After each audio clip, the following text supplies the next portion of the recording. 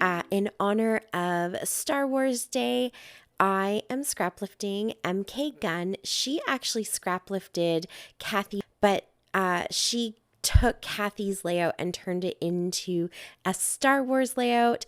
And so in honor of Star Wars Day, I wanted to scraplift her layout. I just love that galaxy look. It's so bold. It's so beautiful. Kathy's is also quite bold. So like the mixed media in the background is just really fun, and I was really drawn to it. But also, may the 4th be with you. It's, a tradition for me the last few years to scrapbook my Star Wars pictures and share them with you guys. So I thought this was the perfect scrap lift. I have done galaxies before, and so I'm always trying to find different techniques, different ways to kind of design them and make them look, and also perfect my technique a little bit. So one thing I'm doing here is, this is actually the last piece of white cardstock in this whole pack. So I left it in the front and back cover. It's actually still attached up at the top, and that just really helps to kind of give it a little bit of stability because I'm adding so much water. So I definitely recommend doing something to kind of secure your background paper, your white cardstock. If you have watercolor paper, that's a great thing to use. I don't have watercolor paper that's 12 by 12, so I'm just going to go for my cardstock. You could also use gesso, completely cover your background, let that dry, and then go back in and kind of create your galaxy over top of the gesso. That definitely would give you a lot of kind of play room where you can move your colors around, move the water around, and really let all the colors kind of blend. I'm kind of lazy sometimes when it comes to that, and I don't always cover my paper with gesso, but also the gesso would have taken time to dry. It would have needed time to dry, and would have probably warped this paper as well. So another thing to try is putting this onto a glass mat or just a different kind of sturdy piece of cardboard, something like that. People often use cutting boards, anything, and just really taping it down well along all of the edges and then doing your watercolor.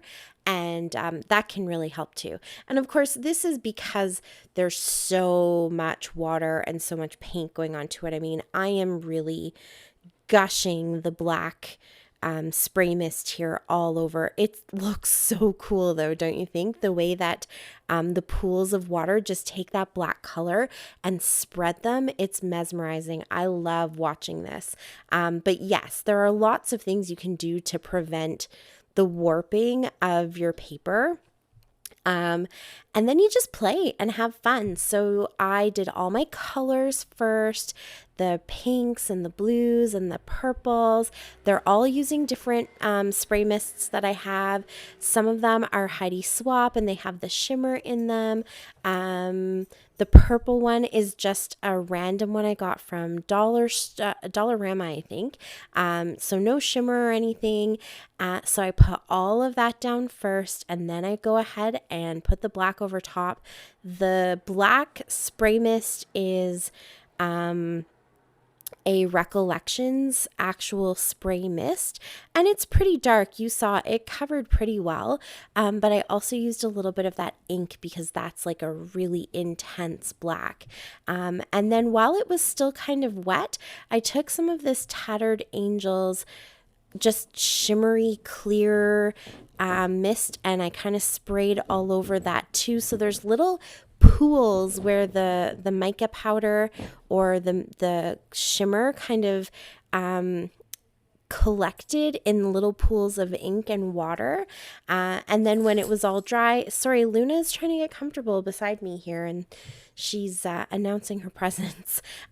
So when everything was dry, I also did just a really quick sprinkle of some white Heidi Swap Color Shine.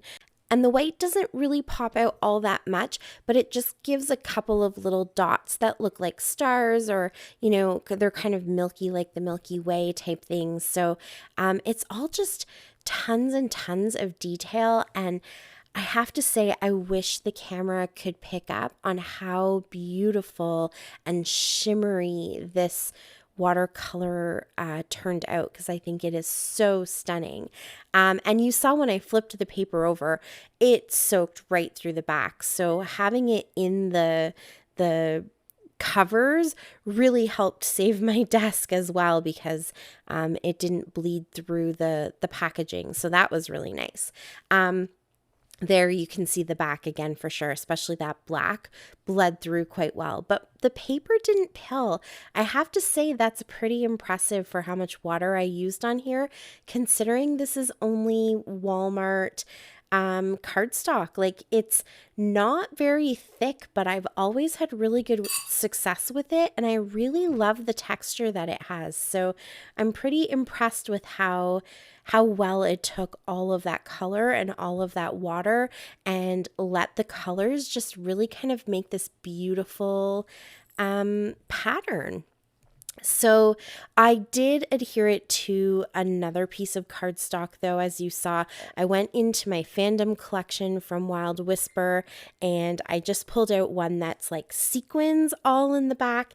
I have 2 packages of this paper, so I was, you know, a little sad that I am using a paper that has Hogwarts on the back, but I know I have another piece of this, so I'm gonna go ahead and sacrifice the Hogwarts so that I can have that shimmer. I didn't gut the center because I really wanted that background paper to give a little bit of stability to my white cardstock, to my Galaxy cardstock. So you also saw me kind of take a little bit of time to really push the paper down properly. I kind of applied the adhesive just a couple strips at a time so that I could really stretch it and smooth it out as much as possible. And that just kind of helps to make it a little bit more flat and not quite as wrinkled. And then I have this stars cut file. I don't know if this came from Paige Evans or if it came from Paper Issues. It came from my friend, actually. She had a whole bunch of cut files that she gave to me. I know I've actually used this cut file before. I just can't remember where it came from. So don't quote me on whether it is Paige Evans or Paper Issues, but you could see it was a whole frame of stars. And I kind of just wanted to do what MK did and have stars sort of in that one corner of her picture. And so that's what I did. I cut it apart. So I have another piece there that I can use at another time. And I have my little stars there. I liked the way the stars kind of popped in that bottom corner where there was a lot of pink. So I just oriented it the way that I wanted it to go. And I'm really not doing a whole lot else. So I went back into that fandom collection. I grabbed the lightsabers paper. I just cut 2 of them out, and just to give them a bit of a fighting chance against the background of the galaxy and all those stars, I used some of the crystal effects from Stampin' Up, and I just kind of went along the lightsaber, so now they have that texture of looking like they're glass or just looking like they're a little bit more dimensional. And yeah, that's the only real embellishment that I'm going to add into here. But that's one of the reasons I kind of liked MK's design as well. She doesn't have a ton of extra embellishment. She really, I'm making an assumption here, but I'm going to say she just really wanted the mixed media that she did on her layout to kind of shine. And that's what I wanted as well. I did not cover this entire paper in black because I have actually done layouts like that before, documenting basically the same picture. This is a picture that we get every year at the Calgary Comic Expo. It's the Star Wars booth, and essentially all the different characters are there at different times. You can go, you kind of look at the schedule and see who's going to be at the booth when, and get all the pictures, and all the money that you pay goes to the Children's Hospital or Make-A-Wish. Actually, I think it's Make-A-Wish. But in any case, it's for charity. So we love getting some really cool pictures. So I've had the opportunity to really work on my galaxies, and I've done, some that the whole page was covered in dark ink and stuff. So this time I just really loved how this turned out. I didn't want to go any further with it. I think it's really stunning. I kind of like the white, and it gives it my little spin on MK's layout.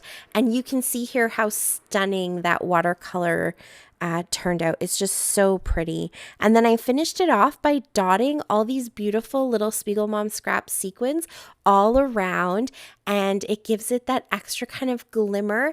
And that's it. That's my layout. I really love how this turned out. I had so much fun putting it together.